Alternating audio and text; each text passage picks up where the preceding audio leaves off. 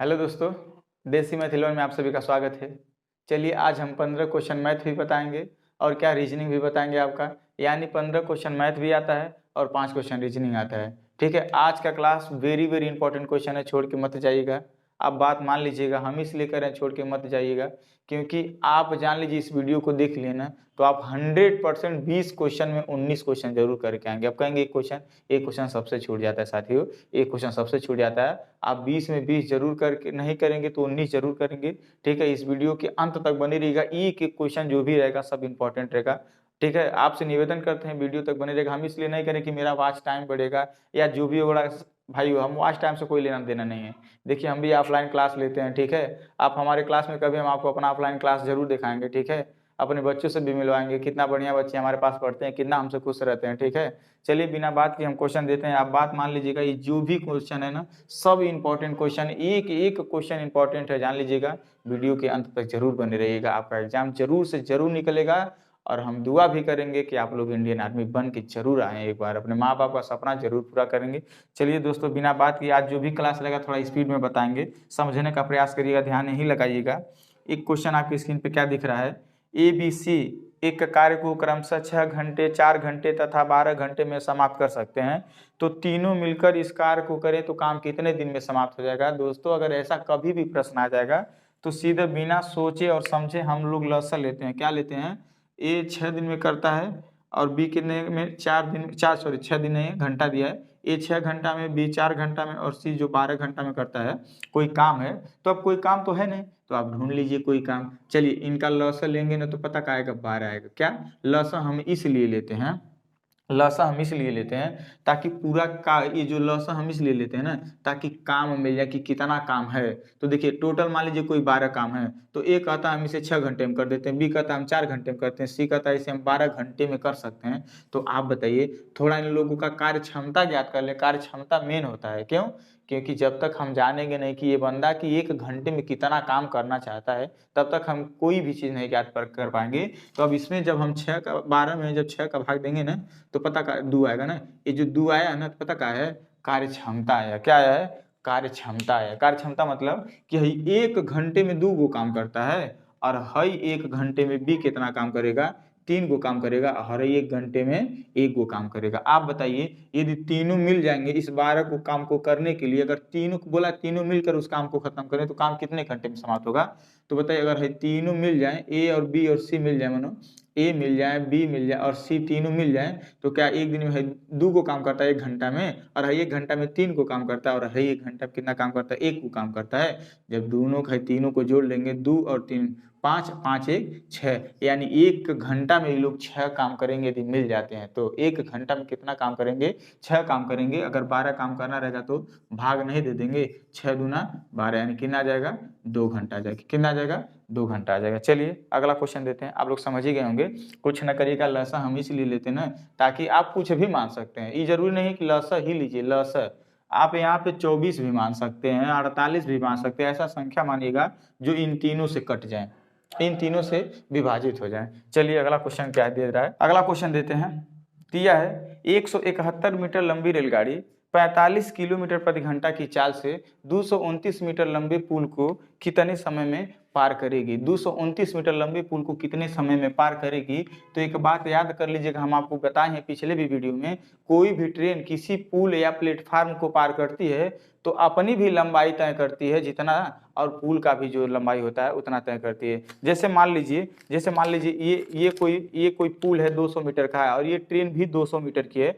तो मान लीजिए पुल तो ऐसे, अगर ये ट्रेन जाएगी तो देखिए अभी तो 200 मीटर चल पाई ना, अब पार करने में ना टोटल इसकी भी लंबाई ले लेगी और अपनी भी लंबाई ले लेगी, यानी टोटल कितना लंबाई तय करेगी, यानी टोटल दूरी। अब इसमें क्वेश्चन में समय पूछा ना कितने समय में पार करेगी ना, तो पहले क्या क्या डेटा दिया है देखिए, दूरी निकाल लीजिए। दूरी कितना दिया है, एगो ट्रेन की है 171 मीटर, एगो पुलवा का है 229 मीटर। आज जोड़ेंगे टोटल आ जाएगा कितना, 400 मीटर। जोड़ेंगे क्या आएगा, 400 मीटर आएगा। आज जो रेलगाड़ी की चाल दिया है ना, किस चाल से तय कर रही है ना, चाल दिया है कितना, चाल दिया है 45 किलोमीटर प्रति घंटा। कितना दिया है?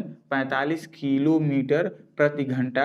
और समय आपसे पूछा है कितने समय में पार करेगी। अभी ना कहिएगा है 400 मीटर काहे कर दिए। हम देखिए हम इसलिए 400 मीटर कर दिए कि जो भी ट्रेन लंबाई या दूरी तय करेगी ना, जो भी दूरी तय करेगी ना, वो पुल का भी दूरी तय करेगी और अपना भी दूरी तय करेगी। यानी टोटल दूरी तय कितना करना है उसे 400 मीटर। किस चाल से चल रही है? 45 किलोमीटर प्रति घंटा की रफ्तार से। तो पूरा दूरी तय करने में कितना समय लगी या उस पुलों के भी पार करने में कितना समय लगी। तो देखिएगा हम आपको बताते हैं सूत्र के। अब समय बराबर क्या होता है? दूरी बट्टे समय बराबर क्या होता है? दूरी बट्टे चालन होता है। दूरी बट्टे क्या होता है? चालन होता है। तो अब देखिए हम आपको बताते हैं साथियों कि देखिए कभी भी सूत्र तब काम करता है जब सब समान रहता है। समान मतलब देखिए मीटर छोटा में दिया है, किलोमीटर प्रति घंटा बड़ा में दिया है। तो हम क्या करते हैं, हमेशा चाल को परिवर्तन कर देते हैं। छोटा में चाल बड़ा में दिया है 45 किलोमीटर प्रति घंटा।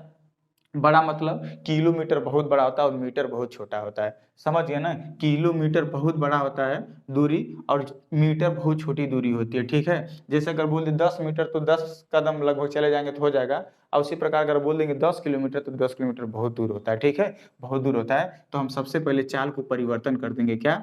किलोमीटर प्रति घंटा में जब मीटर प्रति सेकंड में बदलेंगे तो 5/18 से गुणा कर दीजिएगा। मतलब कोई भी चीज़ बड़ा रहेगा उसको छोटा में कन्वर्ट करना हो तो 5/18 से गुणा कर दीजिए। काटिएगा 9 दूना 18 और 9 पचे 45, 5 पचे 25, 5 पचे 25 और नीचे 2 है, कटेगा नहीं, हम इसे ऐसे ही रोक देंगे। यानी चाल कितना, जो नया चाल बना कितना बना? 25/2 मीटर प्रति सेकंड बना। कितना बना? 25/2 मीटर प्रति सेकंड बना। अब हम सीधे सूत्र पे ले जाके क्या करेंगे? रख देंगे। दूरी टोटल कितना तय करना है? दूरी टोटल कितना करना है? 400 मीटर। कितना तय करना है? 400 मीटर। ये दूरी तो हो गया, लिख दिए। अब बट्टे क्या होता है? समय बराबर दूरी बट्टे चाल। अब चाल कितना दिया है? 25/2 न। तो हमेशा याद कर लीजिएगा, अगर कबो संख्या अगर मान लीजिए 25 रहता तो 25 चौका 100 मान कट जाता है। तो कभी भी ऐसा सवाल आएगा तो हई वाला ऊपर भेज दीजिएगा। आज जब ऊपर भेजेंगे ना तो पैटर्न ऐसा बन जाएगा 400 गुणे 2 अब बट्टे क्या बनेगा? 25। अब काटिएगा, देखिएगा 5 पचे 25 और 5 बाठे 40। हाई हो गया 80। 80 में जब 5 का भाग देंगे ना तो 16 बार जाएगा। कितनी बार जाएगा? यहाँ इस 16 बार जाएगा। और 16 दूना 32। क्या? 16 दूना 32। यानी इस पुल को कितने सेकंड में पार कर जाएगी? 32 सेकंड में पार कर जाएगी। चलिए अगला क्वेश्चन देते हैं। अगला क्वेश्चन आपकी स्क्रीन पे देखिएगा, पढ़िएगा, इसे लगाने का प्रयास करिएगा। ठीक है, अगला क्वेश्चन क्या कह रहा है? अगला क्वेश्चन क्या कह रहा है? ठीक है, कितना हो गर्मी हमें लगेगा, हम आप लोगों के लिए मेहनत करेंगे।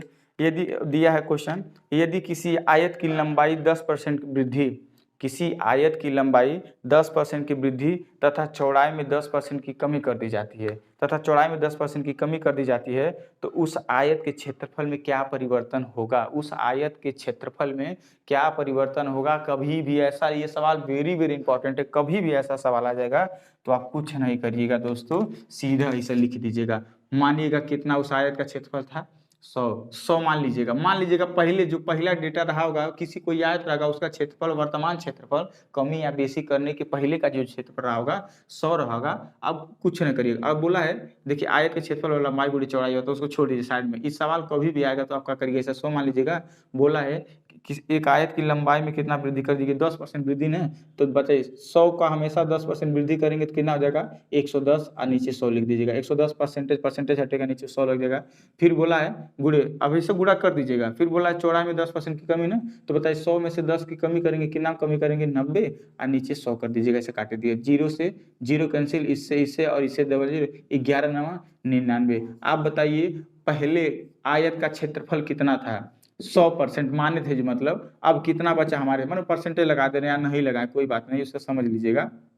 पहले आयत का क्षेत्रफल 100 था, अब जब कमी बेसिक कमी करने के बाद कितना हो गया? 99 हो गया। क्या हुआ आपको नहीं दिख रहा? 1% की कमी। क्या?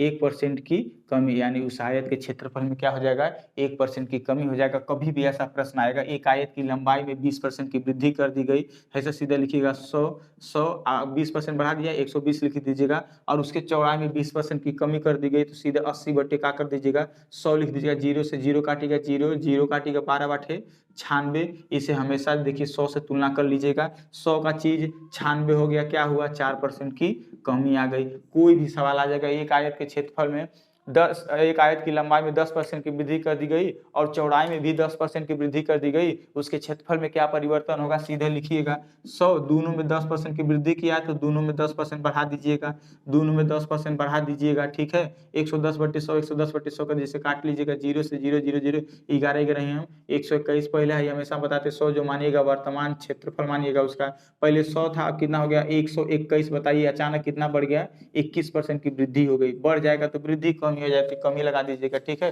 कोई भी प्रश्न आएगा आप इसे हल कर लीजिएगा ऐसा। चलिए अगला क्वेश्चन देते हैं, अगला क्वेश्चन देते हैं, अगला क्वेश्चन देने का काम करते हैं आप लोगों को, ठीक है। दिया है एक वृत्त का अर्धव्यास, ये सवाल ना अगर दे दिया जाए क्वेश्चन में ना, जल्दीबाजी में ना 100 में से लोग ना 90 लोग गलती कर देंगे, यानी 100% में 90% लोग गलती करके चले आएंगे। क्या दिया क्वेश्चन समझिएगा थोड़ा ध्यान से, कि एक वृत्त का अर्धव्यास 14 सेंटीमीटर है, तो उस वृत्त का क्षेत्रफल ज्ञात कीजिए। क्या, उस वृत्त का क्षेत्रफल ज्ञात कीजिए। तो हम क्या बताते हैं, देखिएगा एक होता है वृत्त, क्या एक होता है वृत्त। तो पहले आपसे पूछा क्या है, वृत्त का क्षेत्रफल ज्ञात कीजिए ना। तो वृत्त का क्षेत्रफल का सूत्र होता है पाई आर स्क्वायर, यानी वृत्त का क्षेत्रफल का जो सूत्र होता है, वृत्त का जो क्षेत्रफल का सूत्र होता है पाई आर स्क्वायर। हम आपसे बताते कभी भी सूत्र वाला सवाल होता है तो पहले देख लीजिए क्या पूछ रहा है, जो पूछ रहा है वो डेटा दिया है का क्वेश्चन में। तो देखिए डेटा दिया है ना अर्धव्यास, देखिए देखिए ई होता है पूरा व्यास, क्या होता है पूरा व्यास, व्यास को कहते हैं डी। जैसे मान लीजिए अगर डी दे देना, डी देखिए यहाँ से लेके यहाँ तक डी होता है और यहाँ से लेके यहाँ तक त्रिज्या होती है, क्या होती है, त्रिज्या होती है।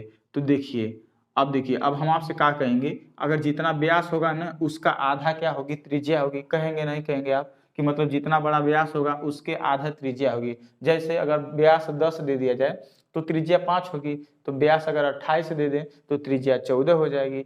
तो सेम कंडीशन, तो ऐसा व्यास डायरेक्ट दिया भी नहीं है ना, वो व्यास नहीं दिया है, वो बोला अर्ध व्यास। अर्ध व्यास मतलब आधा, आधा मतलब सीधा त्रिज्या, सीधा त्रिज्या यानी व्यास की आधा त्रिज्या होती है ना। अगर सीधा कहता व्यास 14 सेंटीमीटर होता ना, तब हम बाद में व्यास देखते हैं 14 सेंटीमीटर, तब त्रिज्या को हम 7 सेंटीमीटर करते हैं, ठीक है। हालांकि वो अर्ध व्यास बोला है, अर्ध व्यास मतलब सीधा समझिएगा कि त्रिज्यवय दे दिया है। कितना दे दिया है, त्रिज्या मन है पूरा व्यास और है आधा व्यास, आधा त्रिज्या वो होती है, आधा त्रिज्या वो होती है, व्यास की आधा त्रिज्या होती है।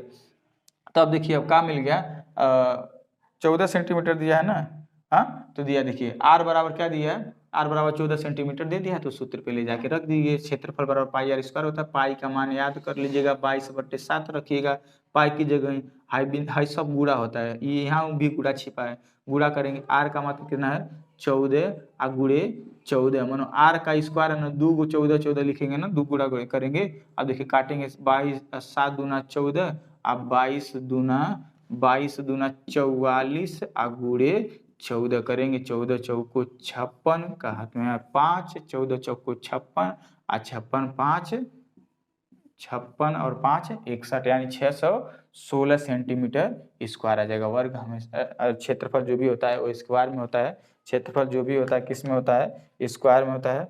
चलिए अगला क्वेश्चन की तरफ बढ़ते हैं, ठीक है। उस वृत्त का क्षेत्रफल निकाल लीजिएगा, देख लीजिएगा, बोला है अर्धव्यास। अगला क्वेश्चन क्या कर रहा है, इस क्वेश्चन समझ लीजिएगा, काहे हम अर्धव्यास 14 दिया था तो हम काहे त्रिज्या 7 नहीं किए। अरे भैया नहीं करेंगे, क्योंकि पूरा व्यास दिया रहता तब ना त्रिज्या आगे करते हैं, वो आधा व्यास दिया था, आधा व्यास मतलब त्रिज्या ही होता है, आधा व्यास मतलब त्रिज्या ही होता है। चलिए वीडियो थोड़ा लंबा हो जाएगा, ये भी वेरी इंपॉर्टेंट क्वेश्चन है। दिया है यदि दो गोले का त्रिज्या का अनुपात 1:4 है, यदि दो गोले का त्रिज्या का अनुपात 1:4 है तो उस उनके आयतनों का अनुपात ज्ञात कीजिए। अब देखिए गोला का पहले सबसे पहले कहना चाहता है कि दो गोला है। अब देखिए है जो वृत्त बनाए थे बदमाश वाले क्वेश्चन ही नहीं, गोला मतलब पूरा पता क्या होता है, गेंदा होता है, गेंदा।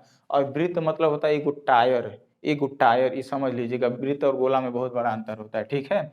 अब क्या होता है, ये बोला है दो गो ना, दो गो क्या है, दो गो गोला है और इस गोले का क्षेत्र त्रिज्या दिया है 1 और इस गोले का दिया है दूसरे गोले का 4। मतलब कहा ना दो गोले का त्रिज्याओं का अनुपात 1:4 है, तो उनके आयतनों का अनुपात ज्ञात कीजिए ना। अब हम क्या करेंगे, देखिए इनके आयतन का सूत्र हम आपको बता दे रहे हैं, 4/3 पाई आर क्यूब। इसका भी एक आयतन का अनुपात पूछा है ना, अब इसका भी रखेंगे 4/3 पाई आर क्यू। अब देखिए आपसे हमेशा कभी भी ऐसा सवाल आएगा, कभी भी ऐसा सवाल आएगा कि एक गोले की त्रिज्या दिया रहेगा और उनके आयतनों का अनुपात पूछेगा। अभी बाद में हम बता रहे हैं, पहले हम आपको समझा दे रहे हैं। देखिए हम क्या होता है मामला, इसमें भी 4/3। अब देखिए इसका का मान रख दें हम, आर का क्यू का मान रख दें, यानी है पहले गोले का जगह यहाँ 1 रखेंगे और दूसरे वाले का रखेंगे 4 रखेंगे। तो जो भी काटेंगे तो फिर अनुपात सबसे छोटा भाग तो काटते ही हैं, तो काहे ना हम पहले ही काट दें। 4/3 से 4/3 कट जाएगा, पाई से पाई कट जाएगा। अब आर क्यू रोकेंगे, यानी पहले गोला का मान 1 का क्यू रखेंगे और दूसरे गोले का त्रिज्या 4 का क्यू रखेंगे। 1 का क्यू 1 होता है और 4 का क्यू क्या होता है, 64 होता है। यानी इनके आयतनों का अनुपात क्या आ जाएगा, 1:64 आ जाएगा। देखिए कभी भी ऐसा सवाल आ जाएगा कि दो गोले की त्रिज्याओं का अनुपात 5:4 है, तो इनके आयतनों का अनुपात ज्ञात कीजिए। कुछ न करिएगा, सीधे सीधे क्यूब कर दीजिएगा। 5 का क्यूब 125, 4 का क्यूब क्या हो जाएगा, 64 हो जाएगा। सीधे 125/64 बताइएगा। कोई भी सवाल आ जाएगा, अब इसे हल कर लीजिएगा, सीधे क्यूब करिएगा, क्योंकि है लास्ट में है आपको बताता है दोनों में रहता है ना, तो दोनों में कट जाता है, केवल आर क्यू बचता है।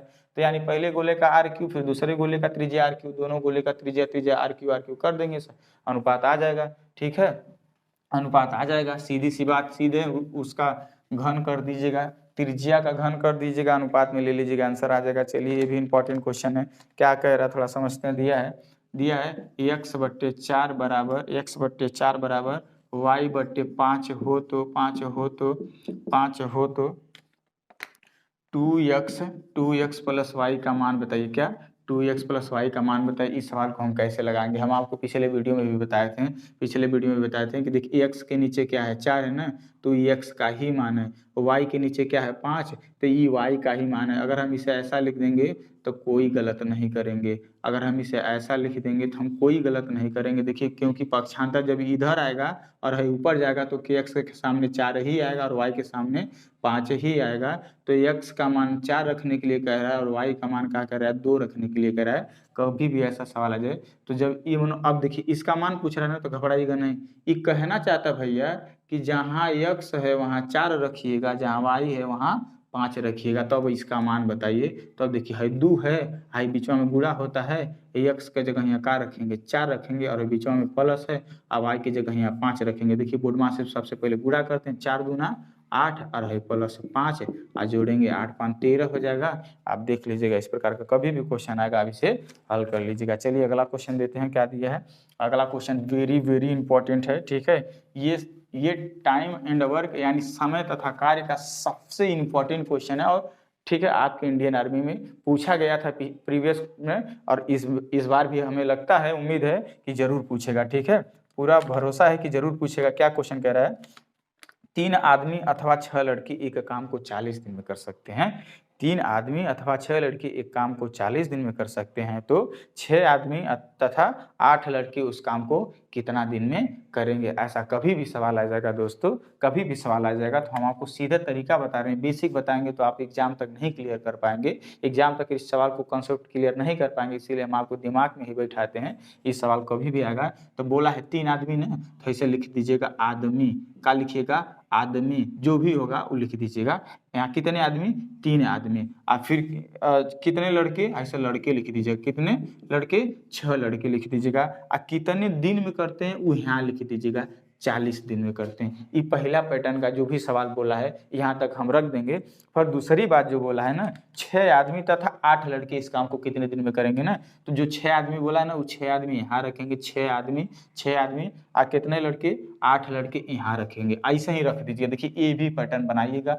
अब आप कुछ ना करिएगा, पता क्या करिएगा, इन तीनों का जो पहला वाला बोला है ना, वो पहले ही नंबर ऐसे गुणा कर लीजिएगा। 3 गुणे 6 गुणे 40, कोई भी ऐसे गुणा, 3 गुणे 40 गुणे 6 भी लिख सकते हैं। मतलब इन तीनों के आपस में एक बार गुणा कर दीजिएगा, ऐसे ही बट्टे कर दीजिए। इस सवाल को लगाने का सबसे बेस्ट तरीका आपको बताते हैं। ठीक है, अब क्या करिएगा, अब नीचे क्या रहेगा वो हम आपको बताते हैं। देखिए इसका इसमें गुणा करिएगा, इसका इसमें गुणा करिएगा और इस वाले का इसमें गुणा करिएगा। आज जो भी गुणनफल आएगा उसे जोड़ दीजिएगा। देखिए 8 तिरिक 24 कर दीजिएगा, 6 का 36, 6 का 36 कर दीजिएगा।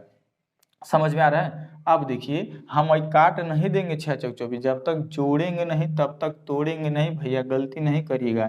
तो थोड़ा हम जोड़ लेते हैं, थोड़ा हम जोड़ लेते हैं, और 24 और 36 कितना हो जाएगा, 60 हो जाएगा। क्या हो जाएगा, 60 हो जाएगा। अब देखिए 6 दहिया में 60 और 10 चौक 40, मतलब 1 जीरो से 1 जीरो काट देंगे, और 4 तिहाई कितना आ जाएगा, 12 दिन में कर लेंगे। कितने दिन में कर लेंगे, 12 दिन में कर लेंगे। इस प्रकार का कभी भी क्वेश्चन आ जाएगा, कह देगा 3 आदमी अथवा 6 लड़के 40 दिन में कर सकते हैं, सीधे 3 गुणे 6 गुणे 40 लिख दीजिएगा। हाई पैटर्न इसलिए लिखवाने के लिए बताएं, थोड़ा आपको समझ में आ जाएगा। इससे जाके गुणा करेगा और हाई इससे जाके गुणा करेगा, तो नीचे वहीं से जोड़ देंगे, फिर काट पीट कर लेंगे, आंसर आ जाएगा। ठीक है, आंसर आ जाएगा। चलिए अगला क्वेश्चन देते हैं, क्या दिया है, अगला क्वेश्चन देते हैं। आपका एग्जाम थोड़ा करीब में आ गया, इतना मेहनत करिए ना। एक बात बता दें, देखिए साथियों, मेहनत करने से मत मतलब भागिएगा पीछे। आपको दिन रात मेहनत करना पड़ जाए ना तो बात मान जाइएगा।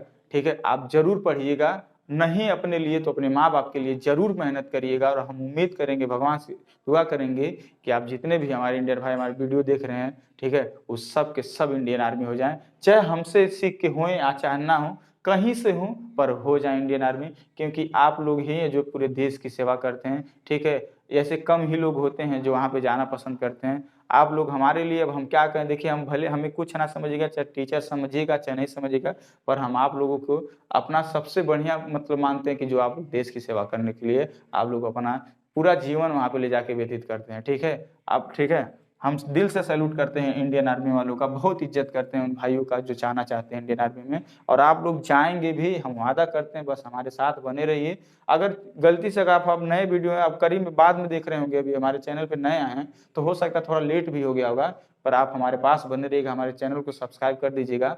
हम वादा करते हैं हम अपना कॉन्टैक्ट नंबर भी देंगे। ठीक है, और आपसे जो भी आपको समाधान रहेगा आप हमसे पूछिएगा, हम आपका सोल्यूशन करेंगे। आप ये न कहिएगा कि देखिए हम यहाँ पे ऐसे ही आ गए पढ़ाने।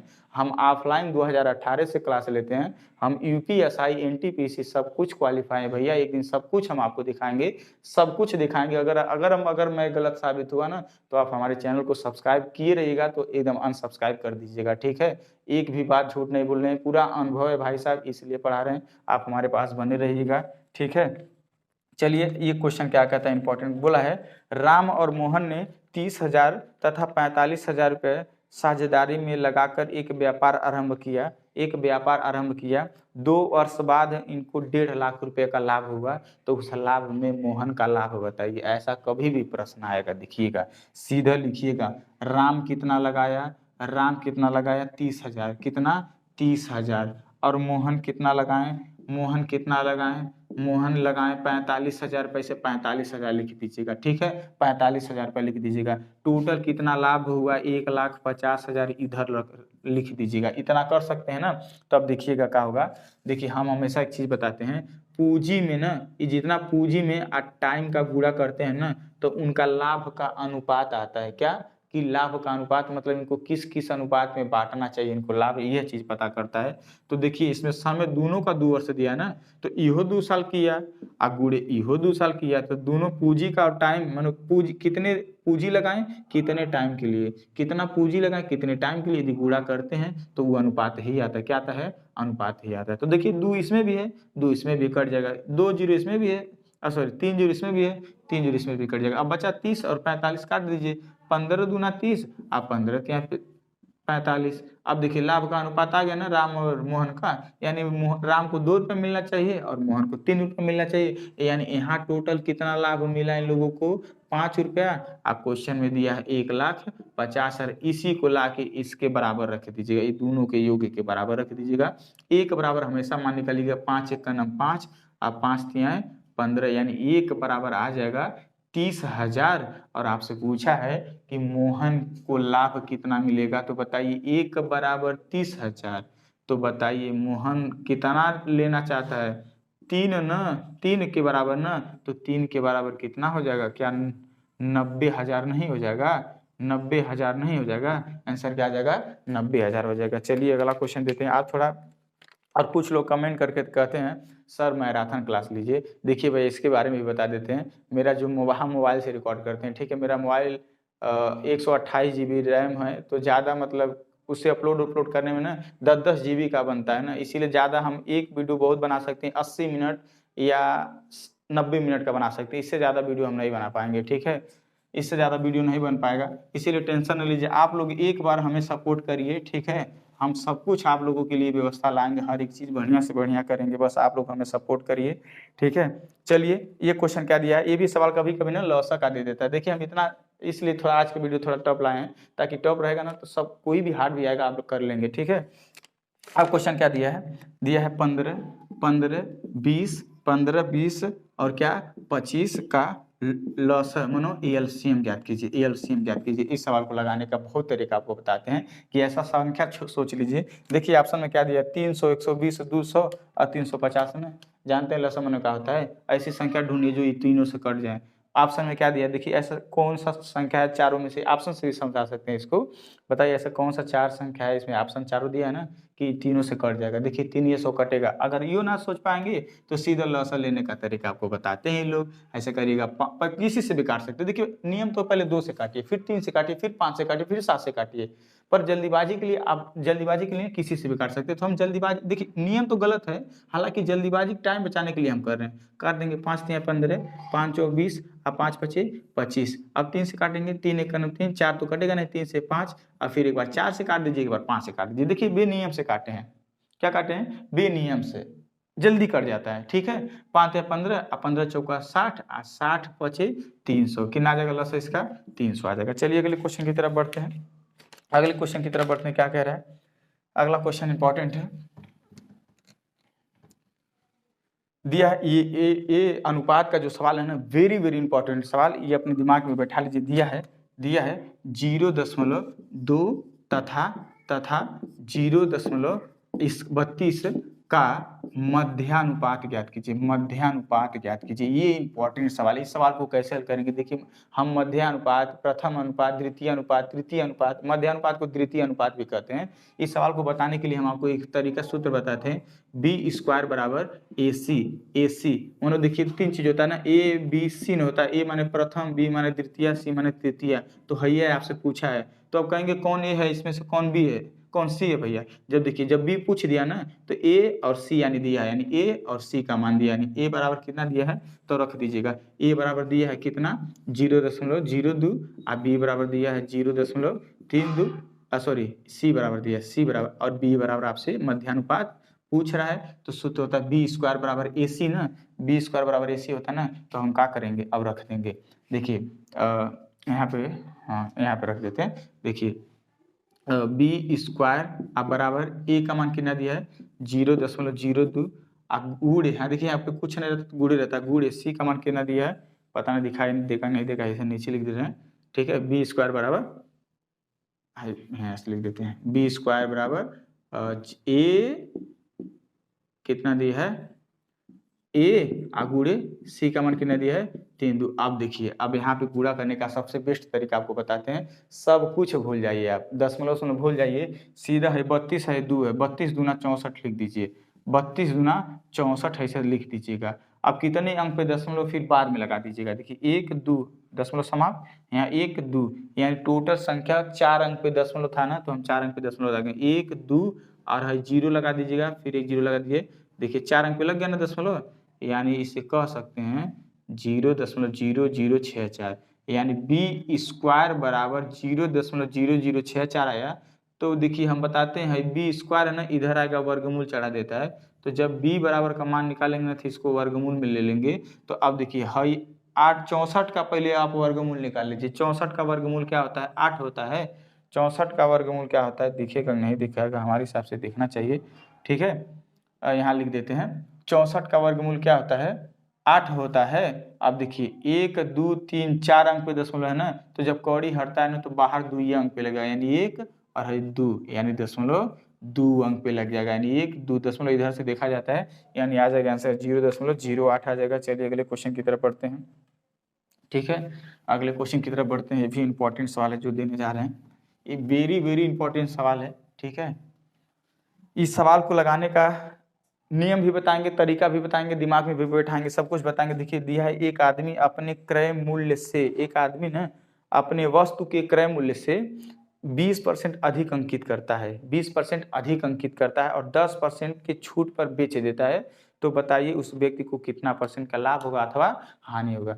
देखिए ये लाभ हानि का अंकित मूल्य वाला सवाल है। जैसे ऐसे मान लीजिए कोई आदमी ना 100 रुपया में कोई चीज खरीद के लाया। अंकित मूल्य मतलब होता है छापा मूल्य। जैसे आप कपड़ा दुकान पे खरीदने जाते हैं, दुकानदार वाला कहता है भैया ले लीजिए, माँ कसम खा के कह रहे हैं ये हम 1600 रुपया में खरीद के लाए हैं, आपको हम 20% छूट पे फला रुपया में दे देंगे।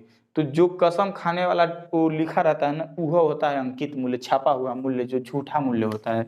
और रियल मूल्य क्या होता है? 100%। मान लीजिए हम मान लेंगे क्रय मूल्य इस व्यक्ति का कितना है? 100%। बताइए अगर 20% ज्यादा अंकित करेगा, छापेगा ज्यादा, तो कितना छापेगा?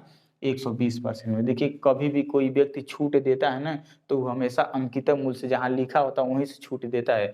तो जब मान लीजिए कोई दुकानदार बता दिया आपसे कि भैया ये इस पे लिखा है 120%, कितना लिखा है मूल्य? 120%, चलिए आप 10% छूट पे हमें दे दीजिए। तो जानते हैं दुकानदार कैलकुलेटर उठाता है, क्या करता है? लिखता है 120 गुणे 10% छूट 90 और बट्टे 100 करके गुणा करता है, तब वो छूट देता है आपसे। तो काहे ना हमें यहाँ से छूट लेंगे। ऐसा 120 का चीज 90 में बेचेंगे तब ना 10% छूट में बेचेंगे। 12 नवा यानी यहाँ विक्रय कितना किया होगा वो व्यक्ति?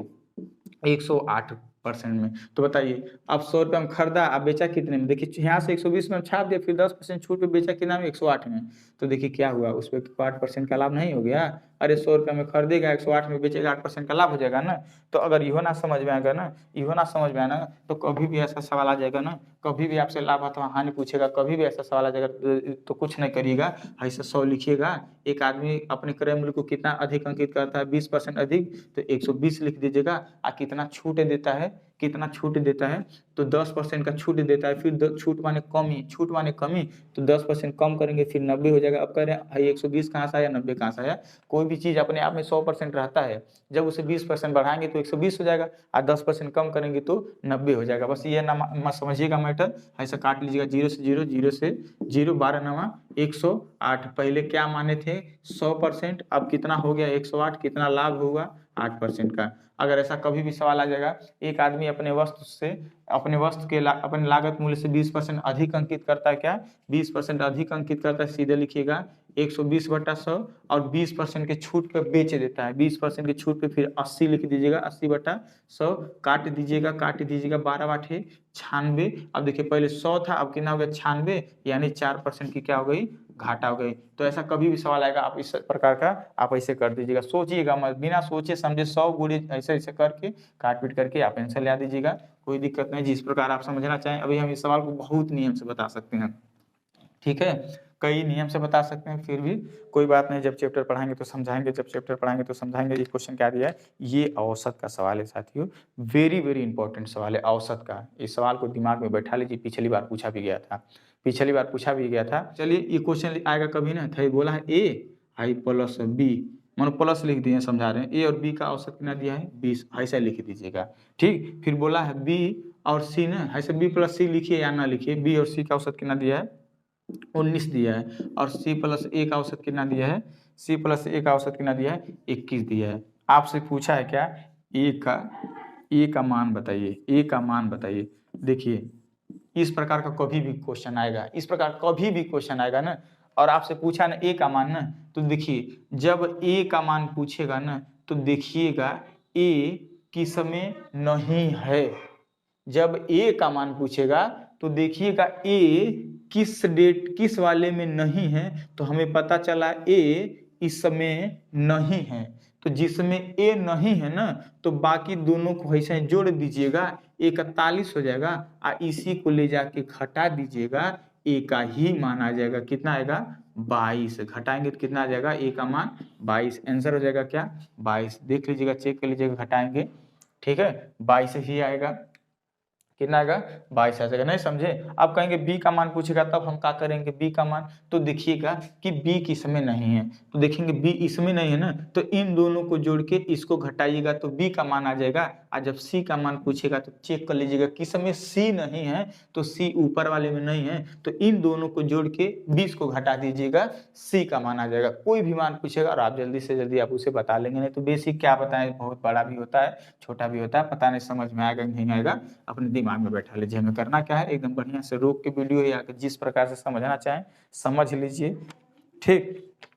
देखिए अब ये सवाल और इम्पोर्टेंट है, वर्ग वर्गमूल का सवाल है दिया है, इनमें से कौन सी संख्या किसी पूर्ण संख्या का वर्ग नहीं है। मतलब दिया है चारों ऑप्शन में, ये जो है ना कौन सी ऐसी संख्या है जो किसी का वर्ग नहीं है। तो देखिए अब हाल ही वर्ग निकालेंगे, किसका है किसका नहीं है, चेक करेंगे, चेक करते रह जाएंगे, टाइम बीत जाएगा। आपको जब भी ऐसा सवाल देगा ना तो आपकी सोच के ऊपर सवाल देता है कि बंदा कितना पढ़ा है, क्या सोचा है, तो हम उसके सोच पे ही आधारित ये प्रश्न लेके आए हैं, एग्जामिनर की सोच के ही आधारित पे प्रश्न कि सोच क्या सकता है। देखिए आप पता है जब एक का वर्ग करते हैं ना तो एक होता है, जब दो का वर्ग करते हैं ना तो चार होता है, तीन का वर्ग करते हैं ना तो 9 होता है, चार का क्या होता है 16 होता है, पाँच का क्या होता है वर्ग 25, 6 का वर्ग 36, 7 का वर्ग 49, 8 का वर्ग 64 होता है, 9 का वर्ग क्या होता है 81 होता है। तो हम ये चीज पता कहाँ लिखे हैं, अभी हम आपको बता रहे हैं, ये बता रहे हैं कि देखिएगा किसी भी कोई भी संख्या अगर वर्ग में रहेगी ना, कोई भी संख्या यदि वर्ग में रहेगी ना तो उसके अंत में या तो एक हो रहे हैं या तो चार रहे या तो 9 रहेगा इकाई अंक, सबसे लास्ट में एक देखिएगा, अगर एक रहेगा तो जान जाइएगा मतलब हाँ वर्ग में है संख्या, और देगा इसी यही माइंड चेक करने के लिए आपको देगा। अगर लास्ट में 4 रहेगा तब वो जान जाइएगा हाँ वो वर्ग में हो सकता है, और 9 रहेगा तब वो जान जाइएगा, यहाँ 6 रहेगा तब वो जान जाइएगा, 5 रहेगा तब वो, 6 रहेगा तब वो, और 9 रहेगा तब वो, 1 रहेगा तब वो, 4 रहेगा तब वो। अब ऐसा कौन सा संख्या नहीं रहेगा तो वर्ग कभी नहीं हो सकता। जैसे इसमें देखिए 2 अगर लास्ट में रहेगा तो वो संख्या कभी वर्ग नहीं बन सकता, किसी के भी अंत में, इकाई के अंत में अगर 2 रहेगा ना तो कभी वर्ग किसी का नहीं बन सकता, जाके चेक कर लीजिएगा। और 7 भी नहीं है ना, हाँ 7 भी अगर किसी के वर्ग के अंत में रहेगा तो कभी कालाला वर्ग वो संख्या बन ही नहीं सकती। इस प्रकार आप और भी चेक कर सकते हैं जो भी संख्या बनेगी। तो हमारे हिसाब से इसमें देखिए 1542 जो दिया है ना 1500 जो 42 दिया है ना, इसके लास्ट में क्या है 2 है ना, तो कभी बताए ना कोई भी संख्या का वर्ग करेंगे लास्ट में कभी 2 नहीं आएगा, इसीलिए यही संख्या क्या है वर्ग नहीं है। ऑप्शन नंबर क्या हो जाएगा सी वाला सही हो जाएगा, ऑप्शन नंबर क्या हो जाएगा सी वाला सही हो जाएगा। चलिए अगले क्वेश्चन की तरफ बढ़ते हैं, अगले क्वेश्चन की तरफ बढ़ते हैं। अब देखिएगा ये सवाल हम पिछले वीडियो में भी बताए थे, ये सवाल पिछले यही सवाल नहीं मतलब इस टाइप का सवाल था, ठीक है। हम आपसे एक तरीका बताते हैं, इस सवाल को नियम नहीं बताएंगे तरीका बताएंगे। क्या दिया देखिए, इस सवाल में हम आपको एक चीज बताए थे ना, एक चीज बताए थे, देखिए आपको स्क्रीन पे दिखेगा। देखिए इसमें दो एगो संख्या है, दूगो संख्या मान एगो संख्या ए मान लीजिए, एगो संख्या ए मान लीजिए कौन है 147 है, और दूसरी संख्या बी मान लेते हैं क्या है 143 है। आपको यह दो संख्या पूरे सवाल में दिखेगा, हम पिछले वीडियो में भी जाके समझाएं, इसके पीछे वाला जस्ट वीडियो देख लीजिएगा, चाहे इसके पीछे वाला चाहे पार्ट 8 और चाहे 7 है, ये देख लीजिएगा वीडियो, आपको समझ में आ जाएगा। तो हम आपको बताए थे ना कभी भी किसी भी संख्या का 3 बार लगातार गुणा होगा, फिर दूसरी भी संख्या का 3 बार लगातार गुणा हुआ होगा, ठीक है ना, देख लीजिएगा गुणा है नहीं गुणा है, जैसे दिया है ना लिख दें, लिखने में टाइम लगेगा हमें, आप क्या की स्क्रीन पे दिख ही रहा होगा। देखिए फर्क है, हम क्या बोले हैं देखिए 147, अच्छा लिख ही देते हैं दोस्तों, टाइम का वैसे भी नहीं तो नहीं लिखेंगे हम, तो आपको समझाने लिख के दिखा के समझा नहीं पाएंगे, ठीक है। दिया है 143 गुणे 143 प्लस 147 गुणे 143, हाई मेन है, नीचे वाला मेन है, नीचे वाला का मेन है हम बताएंगे आपको, यही नीचे वाला जो है ना बहुत मेन है, क्या ये नीचे वाला क्या है मेन है, नीचे वाला मेन है। आप देखिएगा हम आपको बताए थे ना पिछले वीडियो में, आप एक काम करिएगा देखिएगा, देखिए एक ऊपर भी कोई संख्या है और नीचे भी कोई संख्या है, तो हम आपको बताए हैं इसमें दो ही संख्या है ना, एक 147 है और एक 143 है, दो ही संख्या है ना। तो देखिएगा ऊपरा में 3 बार गुणा हुआ है लगातार दोनों संख्या का, कि नीचवा हुआ है, तो हमें दिखाई दिया ऊपर से, मतलब देखिए हमें हमेशा बताते पिछले वीडियो में आपको समझाए हैं, इसी से मतलब रखिएगा। देखिए 3 बार गुणा हुआ है ना 147 गुणे 147 गुणे 147 और माइनस 143 गुणे 143 गुणे 143। अगर देखिएगा अगर ये ऊपर रहेगा तो देखिए अब हम आपको बताते हैं, अगर ये नीचे है ना तो ऊपर कुछ नहीं बचेगा, एक बचता है, अगर यह ऊपर रहता तो नीचे कुछ नहीं बचता। तो अब हम क्या करेंगे ना देखिएगा, इस कंडीशन में कभी भी किसी संख्या का ऐसे 3 बार गुणा हुआ हो ना, ऐसा सवाल आपको मिल जाए ना, तो देखिए भाई माइनस रहेगा तो घटा दीजिएगा, यह दोनों को घटा दीजिएगा, प्लस रहेगा तो जोड़ दीजिएगा। अब देखिए 147 माइनस में है ना, माइनस में है ना क्या करेंगे एक मिनट, देखिए माइनस में कि प्लस में, माइनस में है ना, तो अब देखिए 147 में से 143 को क्या करिएगा, घटा दीजिएगा, क्या हो जाएगा, आंसर क्या आ जाएगा, 4 आ जाएगा। क्या आ जाएगा, 4 आ जाएगा। पर अरे सॉरी, माफी चाहते हैं, 4 नहीं आएगा, माफी चाहते हैं दोस्तों, मिस्टेक हो गया। अब घटाने के बाद 4 आया ना, तो हम क्या बताएं, ये नीचे 4 आया है। क्या आया है, नीचे 4 आया है, और ऊपर कुछ नहीं बचता है, कट जाता है, इसीलिए 1/4 हो जाएगा। अगर यह ऊपर रहता और है नीचे रहता तो ऊपर 4 आता, नीचे वहाँ 1 आता, तो नीचे 1 रहता तो कोई मान नहीं रहता, तो आंसर आ जाता 4। हालांकि ये संख्या ऊपर नहीं है, इसीलिए जब ऊपर नहीं है तो मेरा आंसर क्या आ जाएगा, 1/4 हो जाएगा। क्या हो जाएगा, 1/4 हो जाएगा। इस क्वेश्चन को देख लीजिएगा ध्यान से, ऑप्शन नंबर बी ही सही होगा, ऑप्शन नंबर बी सही होगा। चलिए अगले क्वेश्चन की तरफ बढ़ते हैं, अगले क्वेश्चन की तरफ बढ़ते हैं। ठीक है, अब ये सवाल वेरी वेरी इंपॉर्टेंट है, 10 का एक सवाल जरूर से जरूर दे रहा है आप लोगों के प्रश्न में, इंडियन आर्मी के प्रश्न में। ठीक है, जरूर से जरूर दे रहा है। अब क्या दिया है, दिया है 6.5/0.13 बराबर क्या आएगा। अब देखिए ये सवाल कभी आता है ना, हम आपको एक चीज बताते हैं, ऐसे ही लिख दीजिए, लिख दीजिए 0.13। अब देखिए, अब दशमलव हटाने के लिए एक बात बता दे रहे हैं आपको। देखिए ऊपर न 1 अंक पे दशमलव है और नीचे 2 अंक पे दशमलव, मतलब 1 2 अंक पे समाप्त है ना, ऊपर 1 अंक पे समाप्त है ना। तो ई कहता ना दशमलव भैया, जितना ऊपरा समान रहे ना उतना नीचे रहना चाहिए, मतलब दोनों बराबर रहना चाहिए, तभी आप दशमलव हटा सकते हैं, नहीं तो नहीं हटाएंगे। तो हम क्या करेंगे, नीचे वहाँ 2 है ना, तो ऊपर में 2 लाने के लिए एक 0 बढ़ा सकते हैं। देखिए 1 2, 2 अंक ऊपर भी होगा, 2 अंक नीचे। आप दशमलव हटा दीजिए, आप दशमलव हटा दीजिए। देखिए 13×5 65, 5 और 0 क्या आ जाएगा, 50 हो जाएगा। क्या हो जाएगा, 50 हो जाएगा। आंसर क्या आ जाएगा, ऑप्शन नंबर डी वाला सही है। ऑप्शन नंबर क्या है, डी वाला सही है, चेक कर लीजिएगा। ठीक है, अब जो हम आपको बताने जा रहे हैं, बोले थे ना रीजनिंग भी बताएंगे। अब देखिए आज का जो ये रीजनिंग क्लास हम जो बताने जा रहे हैं ना, उसमें से 1 नंबर फिक्स है, इसी वीडियो में 1 नंबर फिक्स है। यानी आज जब आप जो क्लियर करेंगे 15 मैथ और 1 रीजनिंग, यानी अगले वीडियो में ऐसे भी 1 कवर कराएंगे, अगले वीडियो में 1 कवर कराएंगे, यानी 4 वीडियो आप मेरा देख लीजिएगा लगातार आने वाला। आपका 20 में 20 100%। नसीब खराब रहेगा तो एक क्वेश्चन हट जाएगा। ठीक है, चलिए रीजनिंग का क्लास, अब रीजनिंग का बताते हैं अब कैसे कैसे आपके एग्जाम में पूछ सकता है।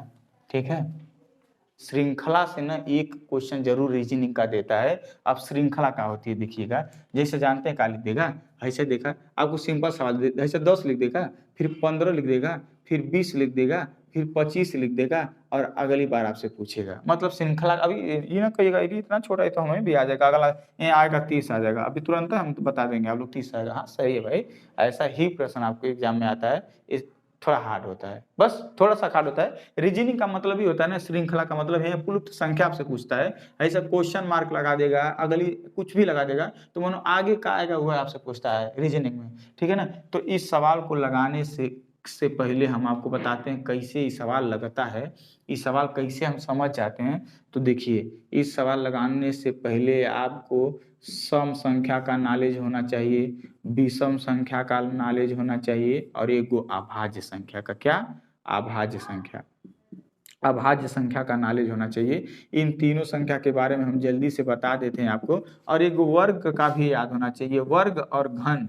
तो ये लेवल होता है ना, ये सब लेवल है ना, वर्ग और घन ग्रुप डी पुलिस में पूछा जाता है। इस जो नियम लगाएगा, आप में ज्यादा सिंपल नहीं लिखा गया, सीधे इस वीडियो में हम समझा दे रहे हैं क्या क्या क्वेश्चन पूछ सकता है। ठीक है, आपके क्या क्या प्रश्न पूछ सकता है।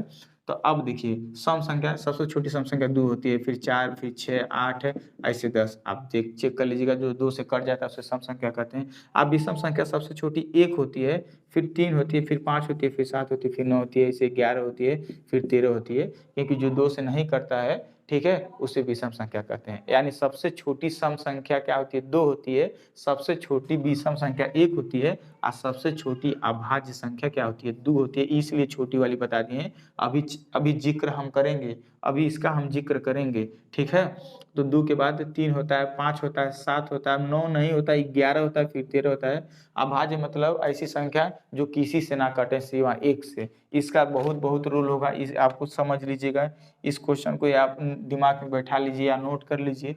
ठीक है, अब हम आपके स्क्रीन पे क्वेश्चन देते हैं कैसे कैसे क्या देता है। और देखिए इस सवाल को हल करने के लिए ना हमेशा आप अंतर, पहला दिमाग अगर आपके सामने आए ना तो अंतर लेना चालू करिएगा, संख्याओं का अंतर। क्या संख्या का अंतर लेंगे ना तो 90% सवाल समझ में आ जाता है कि आप क्या कहना चाहते हैं। हमेशा अंतर लीजिएगा। 10% ऐसा केस होता है जो गुणा भी किया रहता है, भाग भी किया रहता है, हर एक चीज किया रहता है, ठीक है ना। तो चलिए सवाल है ना, हम पहले ही एक सवाल दे रहे हैं। जैसे मान लीजिए अगर एग्जाम में क्वेश्चन दे दें 10 दे दें, ठीक है, 10 दे दें, 11 दे दें, 14 दे दें, फिर 19 दे दें, फिर 26 दे दें और ऐसे यक्स इसका मान पूछें तो क्या बताएंगे आप। ठीक है, ऑप्शन में दिया है 35, 36, 34, 37, इसका मान क्या बताएंगे। तो अब आप बताइए, हम आपको क्या बताएं। कभी भी संख्या आएगा ना तो अंतर लीजिएगा। क्या लीजिएगा? अंतर लीजिएगा। अंतर लेने से ज्यादा कंफ्यूजन दूर हो जाएगा। अब कैसे अंतर लेना है, मतलब 10 और 1 का अंतर लीजिएगा। कितना? 1 का है ना, मतलब देखिएगा 10 से कितना बढ़ाया, 1 बढ़ाया 11 हो गया। 11 से 14 होने में कितना बढ़ाया, 3 बढ़ाया। 14 से 19 होने में 5 बढ़ाया। 19 से 26 होने में कितना बढ़ाया, 7 बढ़ाया। अब देखिए यहाँ पे क्या बढ़ाएगा, अब आप खुद समझ जाएंगे। जैसा हम ये आपसे कह दें, आज 1 तारीख है, आज हम 1 रोटी खाएंगे, कल 2 तारीख है हम 2 रोटी खाएंगे, परसों 3 तारीख है हम 3 रोटी खाएंगे। तो बताइए 4 तारीख को कितना रोटी खाएंगे। आप समझ जाएंगे ना, 4 रोटी खाएंगे। यही होता है रीजनिंग सर, यही होता है रीजनिंग। और रीजनिंग का मतलब कुछ नहीं होता है, आपको ना, आपको कुछ दूर तक पहुंचा देगा, उसके बाद छोड़ के भाग जाएगा और कहेगा आप जाइए, अब हम रास्ता दिखा दिए, अब आप जाइए। रीजनिंग का काम है रास्ता दिखा देना और आपको चलना होता है, ठीक है। तो देखिए अब हम आपको बताए ना सम संख्या, विषम संख्या, अभाज्य संख्या की बात। तो अब देखिए अब क्या कर रहा है, पहले है देखिए है क्या बढ़ाया, 1 बढ़ाया, फिर 3 बढ़ाया, फिर 5 बढ़ाया। तो हम आपको अभी लिखा है ना विषम संख्या, सबसे छोटी विषम संख्या 1 होती है, उसके बाद 3, 5, 7, 9, 11, 13, 15, 17 आप लिखते जाइए, कोई फर्क नहीं पड़ेगा। यानी 1 बढ़ाया और फिर एक बार 3 बढ़ाया, फिर एक बार 5 बढ़ाया, फिर एक बार 7 बढ़ाया। तो अब क्या बढ़ाएगा, 9 बढ़ाएगा। अब 9 बढ़ाएगा तो 26 में 9 जोड़ेंगे क्या हो जाएगा, 35 होगा। यानी एक सौ कहा जाएगा 35 आ जाएगा। ज़्यादा से ज़्यादा सवाल मान लीजिए, अगर आप मान लीजिए सवाल दे देते हैं, ठीक है, मान लीजिए सवाल दे देते हैं। अभी हम इसमें अब यहीं से स्टार्ट है, ठीक है ना। अब थोड़ा स्पीड में समझाते हैं। और दे सकता है, दे देगा जैसे 10 दे देगा, अब 12 दे देगा, 15 दे देगा, आप 20 दे देगा और 27 दे देगा। अब ये पूछेगा अभी सवाल को कैसे लगाएंगे। अब देखिए हमेशा अंतर लीजिएगा, 2 का अंतर, यहाँ 3 बढ़ाया, यहाँ 5 बढ़ाया, यहाँ 7 बढ़ाया। अब कितने लोग ना पता क्या कर देंगे, 9 बढ़ा देंगे। कितने लोग क्या बढ़ा देंगे, 9 बढ़ा देंगे। हालांकि 9 नहीं बढ़ेगा, 11 बढ़ेगा। अब काहे 11 बढ़ेगा भैया, तो देखिए उस संकेत दे दिया है कि भैया हम सबसे छोटी, हम बताए ना अभाज्य संख्या 2 होती है और सबसे छोटी विषम संख्या 1 होती है ना। जब 1 से स्टार्ट करेगा बढ़ाना तो जान जाइएगा कि विषम संख्या बढ़ा रहा है। और जब 2 से स्टार्ट करेगा और ऐसा लिखेगा, ये तो सम तो नहीं है ना, संख्या सम है, सब संख्या सम नहीं है ना। तब तो जब आप 2 से स्टार्ट करेगा ना तो जान जाइएगा कि अभाज्य संख्या बढ़ा रहा है। क्या? अभाज्य संख्या। तो अगली अभाज्य संख्या 11 होती है, 7 के बाद 11 होती है। 11 देखिए कोई भी 9 लेके लेंगे ना, अभाज्य संख्या मतलब किसी से ना कटे। जब 9 ले लेंगे तो इतने 3 से कट जाएगा, इसीलिए हम क्या बढ़ाएंगे, अब 11 बढ़ाएंगे। क्या बढ़ाएंगे? 11 बढ़ाएंगे। तो जब 11 बढ़ाएंगे क्या आ जाएगा आंसर, 38 आ जाएगा। ठीक है, क्या आ जाएगा, 38 आ जाएगा। तो इस प्रकार से आपको कोई भी क्वेश्चन ऐसे दे देता है, ठीक है, कोई भी क्वेश्चन दे देगा, ऐसे कर देगा, ऐसे कहीं से स्टार्ट कर देगा, लिख देगा 22, 22 अब 22 लिख देगा, फिर ज़्यादा से ज़्यादा कहेगा अब 22 2 24 और 24 4 28, 28 6 34 और 34 8 42, फिर ऐसे दे देगा, आगे कहाँ आएगा। अब इसमें क्या करेंगे, देखिए देखेंगे, और ये 2 बढ़ाया है, और ये 4 बढ़ाया है, 6 बढ़ाया है, और ये 8 बढ़ा दिया। समझ रहे हैं, समझ रहे हैं। फिर अगली बार कहाँ बढ़ाएगा तो खुद जान जाएंगे, सम संख्या बढ़ा रहा है, सम संख्या बढ़ा रहा है। यानी अगली बार अब 10 बढ़ाएगा, 10 बढ़ाएगा तो कहाँ जाएगा, 52 हो जाएगा। सीधी सी बात, कोई भी क्वेश्चन दे देगा, ठीक है, कोई भी क्वेश्चन आपके एग्जाम में दे दे, सीधा अंतर लीजिएगा, 100% क्लियर होगा। अंतर लीजिएगा, 100% क्लियर होगा। और ज़्यादा से ज़्यादा मान लीजिए सवाल दे दें, ज़्यादा से ज़्यादा ऐसे सवाल दे देगा, कह देगा, अब देखिए अब ऐसा लिख देगा, 5 लिख देगा, 6 लिख देगा, ठीक है ना, 5 लिख देगा, फिर 6 लिख देगा। कहीं से भी स्टार्ट करते हैं, जरूरी नहीं, चलिए हम बड़ा चीज लिख दे रहे हैं। जैसे बड़ा लिखने का मतलब यहाँ से हम 20 से स्टार्ट करते हैं, 20 लिख देगा, और 21 लिख देगा, फिर आपसे 25 लिख देगा, ठीक है, फिर 34 लिख देगा, फिर आपसे क्वेश्चन मार्क पूछेगा, अगला बार आएगा। अब आप इससे क्या करेंगे, अब देखिए कितना बढ़ाया, 1 बढ़ाया, कितना बढ़ाया, 4 बढ़ाया, कितना बढ़ाया, 9 बढ़ाया। अब यहाँ पे क्या बढ़ाएगा, अभी आप सोचेंगे तो देखिए हम आपको बताएं ना, वर्ग वर्ग भी आपको याद होना चाहिए। ठीक है, इस सवाल को लगाने के लिए 10 तक 15 तक आप वर्ग याद कर लीजिए, 10 से 15 तक वर्ग और 10 तक घन याद कर लीजिए। कभी सवाल हम बोले ना अंतर ले लीजिएगा, आपको खुद समझ में आएगा कि भैया कर क्या रहा है। देखिए वर्ग भी बढ़ा सकता है, घन भी बढ़ा सकता है, सम संख्या भी बढ़ा सकता है, लगातार संख्या 1 2 3 4 5 6 7 8 9 10 ऐसे भी बढ़ा सकता है, कुछ भी बढ़ा सकता है। तो देखिएगा अब इसमें एक बढ़ाया है, अब देखिए अब क्या सोचेंगे, हाई देखिए भाई, हाई 1 का वर्ग होता है 1, हाई 2 का वर्ग होता है 4, हाई 3 का वर्ग होता है 9। तो बताइए भैया 4 का वर्ग, इसके बाद 3 का वर्ग करेंगे तो का 4 का वर्ग 16 नहीं बढ़ाएगा, और जब 16 बढ़ाएगा तो का 50 नहीं हो जाएगा, 50 नहीं हो जाएगा। समझ गए ना, कुछ भी बढ़ा सकता है, आप इसे देख लीजिएगा, हो सकता है आप, हो सकता है, ठीक है, गुणा भी दे दे, हो सकता है। अब देखिए 90% हम आपको बता दिए भैया, आप अंतर ले लीजिएगा, आपको क्लियर हो जाएगा कि क्वेश्चन कहना क्या चाहता है इस सवाल में, क्वेश्चन कहना क्या चाहता है। बाकी अगले भी प्रैक्टिस सेट बताएंगे, बढ़िया सारे क्वेश्चन लाएंगे। ठीक है, देखिए 5 चैप्टर इंपॉर्टेंट है जो आपके इंडियन आर्मी में पूछा गया रीजनिंग से। एक रक्त संबंध जिसे ब्लड रिलेशन कहते हैं, समझ रहे हैं ना, ब्लड रिलेशन। और दिशा परीक्षण, जैसे बोल देगा मोहन 10 किलोमीटर गया बाईं ओर, फिर दाईं ओर मुड़ा 10 किलोमीटर गया, फिर बाईं ओर मुड़ा 15 किलोमीटर गया, तो अब वह किस दिशा में चल रहा है, जिससे दिशा परीक्षण देता है उससे। और एक क्वेश्चन इस श्रृंखला से देता है, और एक क्वेश्चन वर्णमाला से देता है, और एक क्वेश्चन उससे देता है। अब जिससे भी ये क्वेश्चन दे दे, बाकी ये 4 चैप्टर से इंपॉर्टेंट है, जरूर से जरूर देगा। ठीक है, 100% ये 4 चैप्टर पढ़ लीजिएगा। और वर्णमाला क्या होता है, जैसे दे देगा ना, ऐसे दे देगा एम आयन ओ असंबंधे, ऐसे दे देगा एन ओ पी, तो अब बोलेगा ना ऐसे दे दे, कुछ कर देगा तो बोल देगा क्यू आर एस का मान बताइए, तो आप ई सब सवाल दे देता है। अब इस सवाल लगाने के लिए क्या करेंगे आप, तो ऐसे देखिए एम देखिए कितने नंबर पे आता है, 13 नंबर पे ना, तो एम से कितना बढ़ा दिया है, 14 कर दिया, फिर एन से क्या बढ़ा दिया, ओ कर दिया, फिर ओ से क्या कर दिया, पी कर दिया, इसी प्रकार क्यू से क्या करेंगे 17, तो क्यू आर कर देंगे, आर से क्या कर देंगे यस कर देंगे, यस से क्या कर देंगे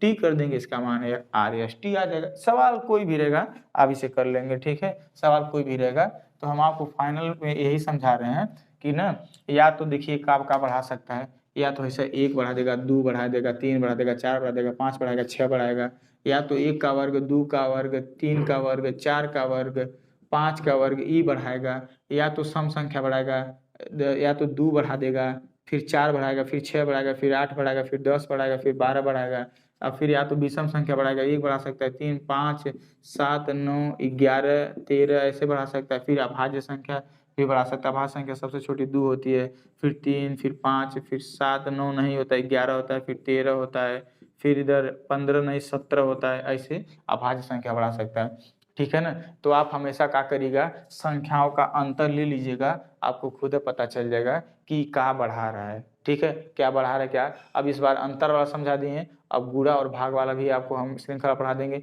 बाकी अगले जो प्रैक्टिस सेट लाएंगे उसमें 5 क्वेश्चन भी रीजनिंग रहेगा, पूरा 5 क्वेश्चन रीजनिंग रहेगा। ठीक है, इसलिए ही बता दिए आज, इसको पर्सनल इसीलिए बताएं इसको कि ताकि आपको एग्जाम में 1% 100% आएगा, और आ भी गया इस वीडियो को देख लिए तो जान लीजिएगा। ठीक है, चलिए दोस्तों, यदि वीडियो पसंद आया हो तो जरूर लाइक कर दीजिएगा। ठीक है, ठीक है, कुछ नहीं जाएगा आपका। ठीक है, सब्सक्राइब कर दीजिएगा। ठीक है, अगर अच्छा लगेगा तो अपने दोस्तों के पास भी शेयर करिएगा। अगर आपको पसंद आ जाएगा कि हाँ मुझे समझ में आ रहा है, वो लगता है मेरा दोस्त भी समझ जाएगा, तो आप शेयर कर दीजिएगा। अगर लगता है इस वीडियो से मेरा भविष्य बर्बाद हो जाएगा, तो आपसे निवेदन है कि मत शेयर करिएगा, क्योंकि अगले बंदे की भी जीवन बर्बाद हो जाएगा, क्या फ़ायदा। ठीक है, इसीलिए अगर अच्छा लगेगा तो जरूर भेज दीजिएगा कि भाई वो भी देख लें, वो भी एग्जाम में जाके बढ़िया से बढ़िया स्कोर करके आएँ, ताकि उनका नाम मेरिट में आ जाए। ठीक है, चलिए तब तक के लिए नेक्स्ट वीडियो में मिलते हैं। जय हिंद, जय भारत, जय इंडियन आर्मी।